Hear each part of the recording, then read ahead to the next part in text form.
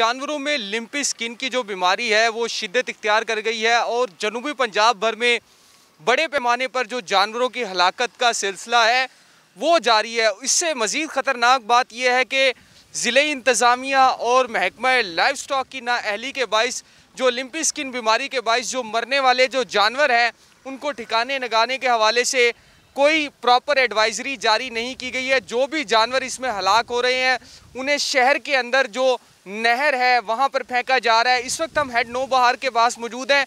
इस नहर के चारों अतराफ पर आपको मरे हुए जानवर ही दिखाई देंगे। मेरा कैमरामैन तनवीर गिलानी आपको दिखाएगा कि ये सूरत हाल है। लिम्पी स्किन के जो हलाक होने वाले जो जानवर हैं उन्हें नहर के अतराफ में फेंक दिया गया है और ये बीमारी मज़ीद अब जो है जानवरों से इंसानों में मुंतकिल होने का ख़तरा बढ़ चुका है। ये 1 किलोमीटर का एरिया है जिस वक्त यहाँ पर हम हेड नौबहार के मौजूद हैं।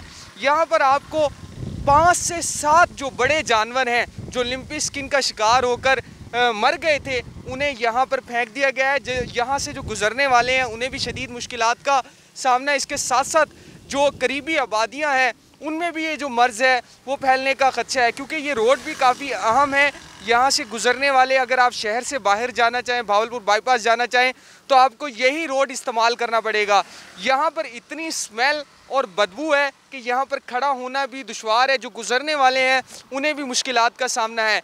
बड़ी ख़तरनाक बात यह है कि ये लिम्पी स्किन की बीमारी जो अभी तक जानवरों में पाई जा रही है, जनूब पंजाब में बड़े पैमाने पर जानवरों की हलाकत का सिलसिला जारी है।